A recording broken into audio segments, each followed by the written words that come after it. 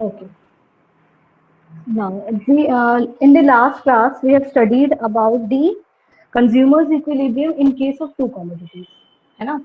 Consumers equilibrium in case of to commodities के लिए हम लोगों ने ये देखा था कि उसकी कुछ कंडीशंस होती है कंज्यूमर इक्विलिब्रियम की in case of to commodities में।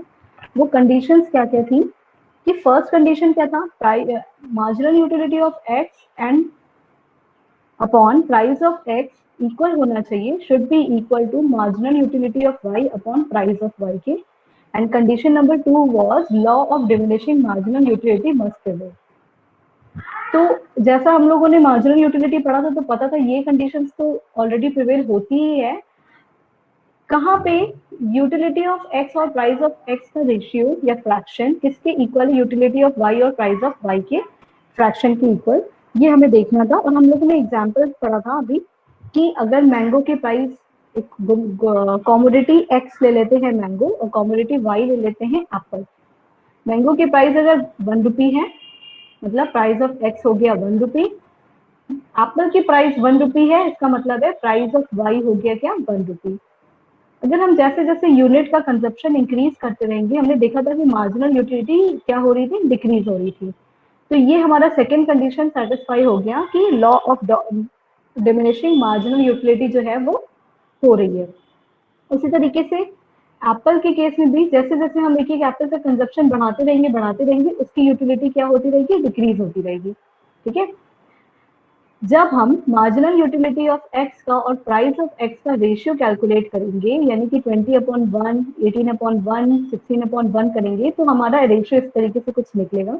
उसी तरीके से एप्पल में भी हम लोगों ने कैलकुलेट किया, यानी कि मार्जिनल यूटिलिटी वाई कितनी है, 10 है, और प्राइस कितना है, 1 है, यानी मतलब 10/1 10, 9/1 9। इसी तरीके से हमारा जो है यहाँ फ्रैक्शन निकल गया, इधर भी फ्रैक्शन कैलकुलेट हो गया, दोनों तरफ फ्रैक्शन कैलकुलेट हो गया। तो according to the Marshall's condition, जब कंज्यूमर ने 6 यूनिट मैंगो की कंज्यूम की थी और 1 यूनिट जो है वो एप्पल का कंज्यूम किया था, वो ऐसा केस था जहां पे fraction mu x upon P x equal आया था mu y upon P Y के। यानी कि ये देखो यहाँ पे भी 10 आया, यहाँ पे भी 10 आया, इसका मतलब है 6 मैंगो कंज्यूम करके mu x जो है इक्वल बन रहा है mu y के फर्स्ट एप्पल कंज्यूम करने पे। ठीक है, ये चीजें हम लोगों ने पढ़ी थी अभी लास्ट क्लास में। तो ये समझ में आया कि क्या होती है कंज्यूमर्स की इक्विलिब्रियम कंडीशन, जिस जगह पे क्या होगा, marginal utility of x upon price of x equal होगा marginal utility of Y upon price of Y के। तो according to the Marshall, consumers equilibrium will be 6 mangoes, क्योंकि यहाँ पे मैंगोज में 6 यूनिट थी और एप्पल में कितनी थी, 1 यूनिट थी, एंड 1 एप्पल। तो कंज्यूमर की इक्विलिब्रियम कंडीशन इस एग्जाम्पल के हिसाब से क्या होगी, 6 मैंगोज एंड 1 एप्पल। इस पॉइंट पे, यहाँ जहाँ पे 6 मैंगो और 1 एप्पल कंज्यूम करेगा, वो कंज्यूमर का हो जाएगा इक्विलिब्रियम पॉइंट। इसका मतलब है वहां पे कंज्यूमर को मैक्सिमम सेटिस्फैक्शन मिल रहा है। Okay okay, Kajal, are you asking something, कुछ पूछ रही हो क्या?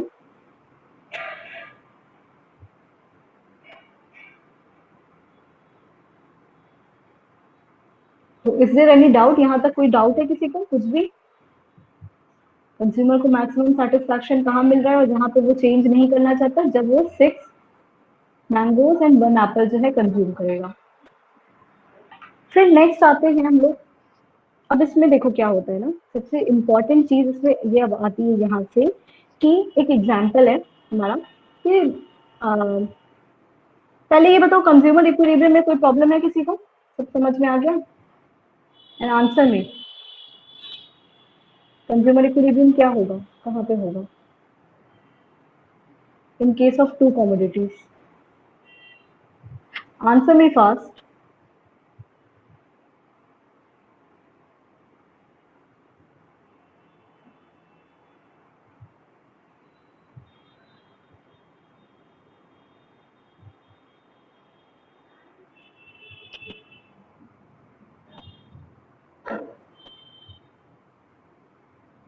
ओके, अगर किसी को कोई प्रॉब्लम है तो वो पूछ लेगा, ठीक है। आगे बढ़ते हैं हम लोग।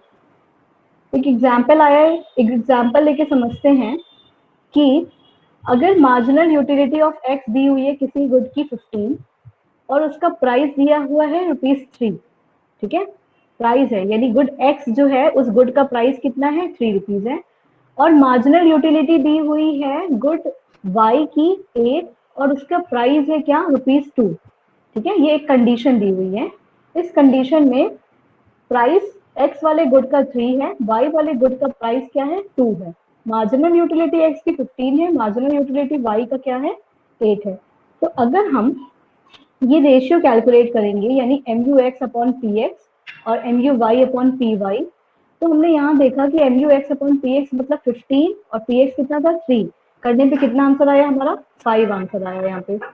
उसके बाद यहाँ पे M U Y upon P Y करिए करें, और 8 है एम यू वाई और पी वाई कितना है, 2 है। ओके, तो अगर हम इसे कैलकुलेट करेंगे 8/2 कितना आंसर आएगा, 4। ये बात समझ में आई। तो इस केस में ये जो हमारा एग्जाम्पल था, इस एग्जाम्पल 1 में हमें ये समझ में आया कि जो मार्जिनल ये जो M U x upon P X है वो क्या हो रहा है, वो ग्रेटर आ रहा है यानी 5 बड़ा आ रहा है M U Y upon P Y के, ठीक है। तो ऐसे कभी कभी क्वेश्चन पूछता है कि what we will do if M U x upon P X is greater than M U Y upon P Y. अगर इस तरह की कंडीशन आती है जहाँ पे M U x upon P X जो है ग्रेटर आता है M U Y upon P Y के, तब क्या किया जाता है, इस तरीके का क्वेश्चन पूछता है। तो हमारा आंसर होगा क्या कि इस बात का मीनिंग क्या हुआ। सबसे पहले समझते हैं कि जो लिखा हुआ था ना यहाँ पे, इसकी मीनिंग एक्चुअली में है क्या। इसकी मीनिंग ये है कि ना कि एडिशनल यूटिलिटी जो मिल रही है हमको गुड एक्स से, वो मोर देन है additional utility derive from good y by spending last rupee. यानी कि हमारा जितना भी अर्निंग है, गिवन इनकम है, हम अपना उसका लास्ट रुपी भी स्पेंड करके जो हमें एक्स से यूटिलिटी मिल रही थी, देखो जो हमें एम यू एक्स से मतलब मार्जिनल यूटिलिटी, हमारा आखिरी पैसा यूज करके भी यूटिलिटी मिल रहा था, वो ज्यादा था, is more than the additional marginal utility of good Y. यहाँ साफ साफ दिख रहा है एक्स की यूटिलिटी ज्यादा दिख रही है, वाई की कम दिख रही है। और कब दिख रही है, जब हम उसका अपना लास्ट रुपी भी यूज कर रहे हैं तब, ठीक है। तो अगर इस तरह की कंडीशन आती है तो फिर पूछता है, मेन क्वेश्चन पूछता है ये कि बताओ अगर ऐसी कंडीशन होती है तो how will the consumer react. इस कंडीशन पे कंज्यूमर जो है वो रिएक्ट कैसे करेगा, समझ में आई बात।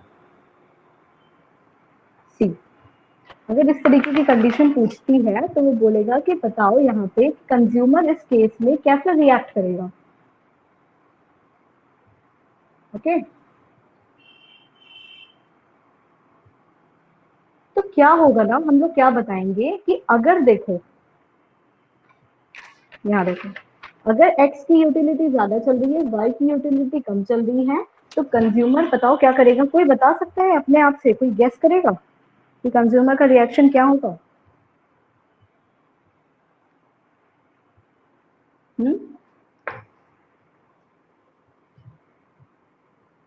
कोई ट्राई करेगा।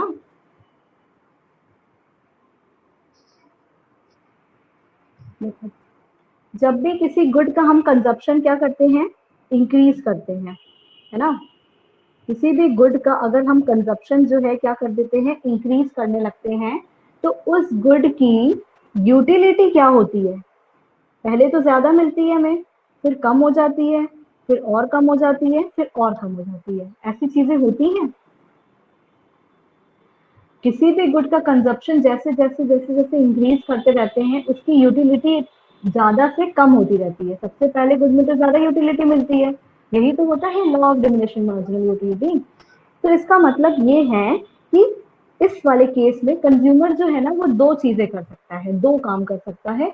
वो दो काम क्या कर सकता है, वो दो काम ये कर सकता है कि he will increase the consumption of good x, that is mango. यहाँ हमारे केस में क्या था, गुड एक्स क्या था, यहाँ पे भी हम मान लेते हैं कि ये जो गुड एक्स दिया हुआ है ये क्या है, ये मैंगो है ना। तो इस केस में कंजप्शन जो है गुड एक्स का यानी मैंगो का बढ़ा देगा।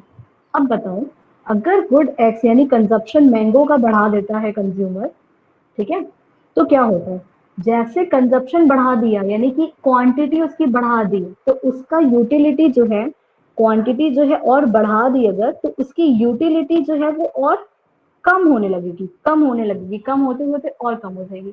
फॉर एग्जाम्पल देखो, पहले 15 यूटिलिटी मिल रही थी MUX, अगर कंजप्शन बढ़ा देगा, तो हमें पता है कि कंजप्शन बढ़ाने पे यूटिलिटी घटती है, तो ये क्या हो जाएगा, 14 हो जाएगा, फिर और कम होते होते 13 हो जाएगा, फिर और कम होते होते कितना हो जाएगा, 12 हो जाएगा, है ना। तो जहां पे ही जैसे यूटिलिटी कंजप्शन बढ़ाने पे 12 हो गई, तो वो बोले जाएगा इसको कि रुक जाओ, अब यहाँ पे कंज्यूमर तुम अब रुक जाओ, क्योंकि 12 को अगर हम, अब देखो यहाँ पे, अगर 12 को हम 3 से यानी प्राइस ऑफ द कमोडिटी से डिवाइड करेंगे, तो हमारा आंसर कितना आएगा, 4, जो कि ये दूसरे वाले का 4 जो आया था उसके इक्वल बन जाएगा। तो हम बोलेंगे कि यहीं पे रुक जाओ, और यहाँ पे 4 जब हमें मिल जाएगा इन दोनों का रेशियो, तो हम बोलेंगे कि कंज्यूमर क्या है, अपने इक्विलिब्रियम पे आ गया, यानी कि MUX जो है वो P upon PX MUY upon PY के इक्वल चला जाएगा। तो यहाँ पे कंज्यूमर जो है, अगर ऐसा कंडीशन होता है कि ये ग्रेटर होता है, तो क्या कर देता है, पहली चीज, दो चीजें कर सकता है, उनमें पहली चीज ये कर सकता है कि एक्स का कंजप्शन इंक्रीज कर देगा। एक्स के कंजप्शन इंक्रीज करने से ये होगा कि एक्स की यूटिलिटी घटती जाएगी, और एक टाइम ऐसा आएगा कि एक्स की यूटिलिटी और प्राइस को जब डिवाइड करेंगे तो वो वाई वाले के इक्वली आ जाएगा। ओके, दूसरा काम कंज्यूमर, ये सेकेंड चीज कंज्यूमर क्या कर सकता है, सेकेंड काम ये कर सकता है कि he will decrease the consumption of good Y. Consumer एक और काम कर सकता था कि गुड वाई के कंजप्शन को वो डिक्रीज कर सकता है। ठीक है, देखो, अब गुड वाई के कंजप्शन को वो डिक्रीज कर सकता है, मतलब कि जो वाई एप्पल है उसके कंजप्शन वो कम कर दे। अब देखो यहाँ पे क्या हो रहा था ना, यहाँ पे जैसे जैसे हम कंजप्शन कम करते हैं, यूटिलिटी क्या हो जाती है, देखो, ज्यादा कंजप्शन कर रहे थे, यूटिलिटी कम थी, कंजप्शन कम कर देंगे तो यूटिलिटी बढ़ जाएगी। तो वही काम यहाँ करेंगे कि y में पहले अगर वो इसको 8 यूटिलिटी मिल रही थी, तो और अपने कंजप्शन घटा देगा, कम कर देगा, तो वो 8 से कट के 9 बन जाएगी, 9 से कट के वो 10 बन जाएगी। तो जहां वो यूटिलिटी बढ़ते बढ़ते 10 हो गई, वहां पे इसको स्टॉप कर दिया जाएगा, बोलेगा कि अब 10 अपॉन और price of the good Y यानी 2, 10 अपॉन 2 करेंगे तो कितना हो जाएगा, 5 मिल गया, जो कि क्या हो गया, इस वाले 5 के इक्वल हो गया, यानी कि कंज्यूमर का इक्विलिब्रियम पॉइंट बन गया। ये बात समझ में आ रही है। तो अगर ऐसी कंडीशन आती है कि MUX अपॉन PX जो है ग्रेटर होता है MUY अपॉन PY के, तो कंज्यूमर दो चीजें कर सकता है। पहली चीज कि गुड एक्स का कंजप्शन बढ़ा देता है, बढ़ाने से क्या होता है, यूटिलिटी जो है ये इस वाले के वाई वाले की इक्वल आ जाती है। या तो ये नहीं करेगा तो दूसरा काम क्या कर सकता है, गुड वाई के कंजप्शन को कम कर देता है, डिक्रीज कर देता है, जिससे यूटिलिटी बढ़ती है और उसके बाद जो है वो वापस से MUX अपॉन PX के बराबर पे आ जाती है। ठीक है, ये दोनों चीजें जो है वो कंज्यूमर कर सकता है, अगर MUX is greater then MU MUX upon PX greater होता है MUY अपॉन PY के। ये बात समझ में आई यहाँ तक क्या बोला गया। Yes ma'am. ओके ओके, फिर उसकी तरीके से ना, उसी तरीके से एक और एग्जांपल देखते हैं, एक दूसरा एग्जांपल ना, एग्जांपल नंबर 2। देखो, इस एग्जांपल 2 में हम देखेंगे कि यहाँ पे MUX की वैल्यू ली है 10 और प्राइस की ली हुई है वैल्यू, x के प्राइस है 5 रुपीज। दूसरी बात, MUY लिया गया है 12 और Y गुड का जो प्राइस है वो 3 रुपीज है। तो अगर हम इसका फिर से फ्रैक्शन कैलकुलेट करेंगे तो 10 अपॉन 5 कितना हो जाएगा, 2, और यहाँ पे भी कैलकुलेट करेंगे तो 12 अपॉन 3 यानी कितना हो जाएगा, 4। इसका मतलब है, इस बार इसका मतलब था कि इस बार जो है mu x upon P X less than है mu y upon P Y के। ओके, ठीक है। इस वाले केस में क्या हो रहा था कि mu x upon P X is less than mu y upon P Y है। तो इसका मतलब होता क्या है? इसका मतलब ये होता है कि इस केस में मीनिंग निकली, क्या मीनिंग निकली? इट शोज दैट, हम ऐसे ही लिख के बताएंगे सेम चीजें। It shows that additional it shows that additional utility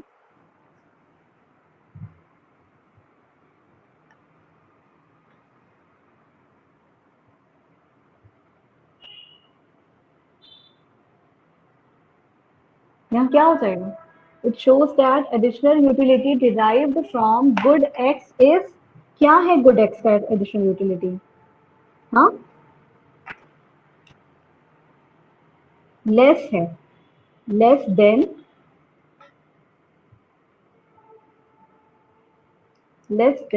additional utility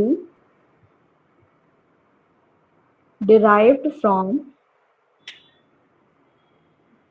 good y by spending last to p। बात समझ में आया?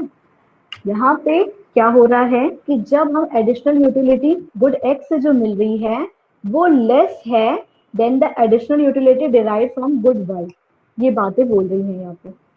ठीक है, बात समझ में आया? इसकी मीनिंग तो ये निकल के आई। तो अब फिर से पूछेगा, फिर से वही सेम सवाल आता है, तो बताओ कि कंज्यूमर कैसे रिएक्ट करेगा? कंज्यूमर का रिएक्शन क्या होगा इसमें? कंज्यूमर किस तरीके से रिएक्ट करने वाला है अगर जो है एम यू एक्स इसकी यूटिलिटी कम है M U Y upon P Y के? तो हम फिर से यही सवाल करेंगे अपने आप से, how will the consumer react? कोई बता सकता है कि कंज्यूमर कैसे रिएक्ट करेगा?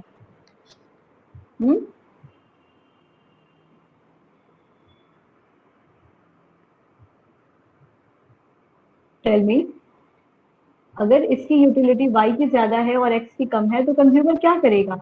y की यूटिलिटी ज्यादा है, यूटिलिटी कम करने के लिए y के कंजप्शन को इंक्रीज करेगा या डिक्रीज करेगा? हम्म,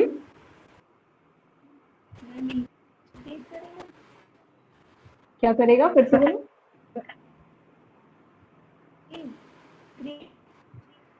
डिक्रीज करेगा। y के कंजप्शन को वो डिक्रीज करेगा, ये कह रहे हो?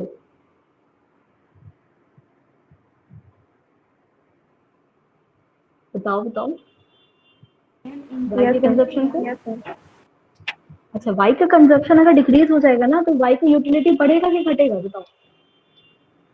y की बात करें, y का कंजप्शन अगर डिक्रीज होगा, है ना, यही ना कह रहे हो? Yes ma'am. देखो, y का कंजप्शन अगर हम कम कर देंगे तो यूटिलिटी तो और बढ़ जाएगी ना। ये जो 12 दिख रही है हमको वो 13, 14, 15 और आगे चली जाएगी। तो ये y की वैल्यू तो ग्रेटर तो चली रही थी, अभी और ग्रेटर हो जाएगी। कंजप्शन घटाने का मतलब है यूटिलिटी को बढ़ाना, क्योंकि दोनों उल्टा चल रहा है, एक नीचे तो एक ऊपर। कंजप्शन घटाया यानी डिक्रीज किया तो यूटिलिटी बढ़ी बढ़ी बढ़ी, तो हमें y की यूटिलिटी बढ़ानी नहीं है। हम क्या करेंगे ना, हम लोग डिक्रीज करेंगे, लेकिन इस बार x के कंजप्शन को क्या करेंगे? डिक्रीज करेंगे, क्योंकि x का कंजप्शन अभी 10 चल रहा है, 10/5 है। हमें इसे क्या करना है? हमें x के कंजप्शन को डिक्रीज करना है जिससे इसकी यूटिलिटी इंक्रीज हो जाए, और यूटिलिटी जैसे इंक्रीज होगी वो इसके बराबर तक पहुंच सकता है। तो हम यहाँ पे क्या करेंगे? We will decrease the consumption of good X, और यहाँ पे गुड एक्स क्या था, वही मैंगो। कब के केस में डिक्रीज किया, जब यहाँ पे जहाँ पे MUX जो है वो लेस देन चल रहा था MUY के, है ना। एंड वी विल, और हम क्या कर सकते हैं, we can increase the consumption of good Y. Y के कंजप्शन को हम इंक्रीज कर सकते हैं। जैसे ही हम वाई के कंजप्शन को इंक्रीज करेंगे, पता है क्या होगा, वाई की जो यूटिलिटी है वो घटने लगेगी। फिर यूटिलिटी घट के जब हम डिवाइड करेंगे तो ये वैल्यू जो है इस वैल्यू के क्या हो जाएगा, इक्वल हो जाएगा। समझ में आया, दैट इज एप्पल। तो ये काम कर सकते हैं कंज्यूमर, दो काम कर सकता है। अगर जिस वाई का जो है यहाँ पे यूटिलिटी ज्यादा है तो वाई की यूटिलिटी को कम करने के लिए कंजप्शन इंक्रीज करेगा। क्या इंक्रीज करेगा, कंजप्शन इंक्रीज करेगा। और एक्स की यूटिलिटी कम है, कम को बढ़ाने के लिए उसके कंजप्शन को डिक्रीज कर देगा, तो यूटिलिटी अपने आप बढ़ जाएगी, जिसकी वजह से इनका रेशियो भी जो है वो क्या हो जाएगा, अपने आप से बराबर पहुंच जाएगा। तो मेन कंज्यूमर का काम पता है क्या होता है, कंज्यूमर का तो मेन काम यही होता है कि अल्टीमेटली कंज्यूमर को अपने इक्विलिब्रियम पॉइंट पे पहुंचना है। इसकी यूटिलिटी को कम करके इसकी यूटिलिटी को बढ़ा के क्या हो जाएगा, दोनों ये इक्वल बनाना। और यहाँ वाले केस में भी हमारा क्या ही काम था कि इसको भी हम 4 बना दिए ताकि ये 4 की इक्वल बन जाए, या इसको हम 5 बना दिए ताकि ये इस 5 की इक्वल बन जाए। इक्वल बनाने का यही मतलब है कि हमें ये वाली कंडीशन बनानी है। हर केस में चाहे जो भी सिचुएशन हो, हमें कंज्यूमर को अपने इक्विलिब्रियम पॉइंट तक पहुंचाना पड़ता है। तो वो पहुंचाने के लिए, इक्विलिब्रियम पॉइंट तक पहुंचाने के लिए क्या क्या करता है, उसी तरीके से वही क्वेश्चन ये पूछ रहा था कि how will the consumer react, कि कंज्यूमर क्या करेगा जिससे वो अपने इक्विलिब्रियम पॉइंट पे पहुंच सके वापस से। ठीक है, ये चीजें थी। ओके, ये था आपका consumer equilibrium in case of to commodities. तो उसकी कंडीशन हम लोगों ने पढ़ ली कि उसकी कंडीशन होती है ये दोनों कंडीशन, दोनों ही कंडीशन लिख के बताएंगे। उसके बाद हम उसका एक जो है एग्जाम्पल लेके एक स्केड्यूल बनाएंगे। जो स्केड्यूल में हम लोग ये सारी चीजें आप भी अपनी कॉपी में नोट डाउन सेम ऐसे ही करेंगे जैसे ये मैंने किया है। इसकी फोटो क्लिक करके मैं डाल दूंगी। सेम इस तरीके से हम लोग भी टेबल बनाएंगे और बताएंगे कि कहाँ पे ये जो 6 यूनिट था यानी कि 6 मैंगो कंज्यूम करके इक्वल बन गया MUY और PY के, यानी 1 एप्पल के। इसका मतलब है अकॉर्डिंग टू मार्शल कंज्यूमर का इक्विलिब्रियम कहाँ होगा, जहाँ 6 मैंगो और 1 एप्पल होगा, क्योंकि इन दोनों का रेशियो इक्वल चल रहा है इसी जगह पे, है ना। उसके बाद हम एक दूसरा एग्जाम्पल लेंगे जहाँ पे हमें दिखाएगा कि MUX और PX की वैल्यू ज्यादा है और इसकी वैल्यू MUY अपॉन PY की वैल्यू कम है। तो हम बताएंगे इस बात का मतलब क्या होता है, तो उसकी मीनिंग लिख के बताएंगे। मीनिंग लिख के बताने के बाद अब बताएंगे कि अगर ऐसा हुआ तो कंज्यूमर करेगा क्या, कंज्यूमर क्या काम करेगा। कंज्यूमर दो काम कर सकता है, या तो कंजप्शन बढ़ा देगा एक्स का, या तो डिक्रीज कर देगा कंजप्शन गुड वाई का। फिर दूसरा एक एग्जांपल लिया गया कि अगर जो है MUX वो कम आ रहा है MUY अपॉन PY के, तब इसका मतलब क्या होता है और इस केस में कंज्यूमर कैसे रिएक्ट करेगा, वो सारी चीजें लिख के हम बताएंगे कि यहाँ पे Y ज्यादा था तो हम डिक्रीज कर सकते हैं पहले X को यूटिलिटी बढ़ाने के लिए, या तो हम Y के कंजप्शन को क्या कर सकते हैं, इंक्रीज कर सकते हैं। कंजप्शन इंक्रीज होगी तो यूटिलिटी इसकी अपने आप से कम हो जाएगी। ओके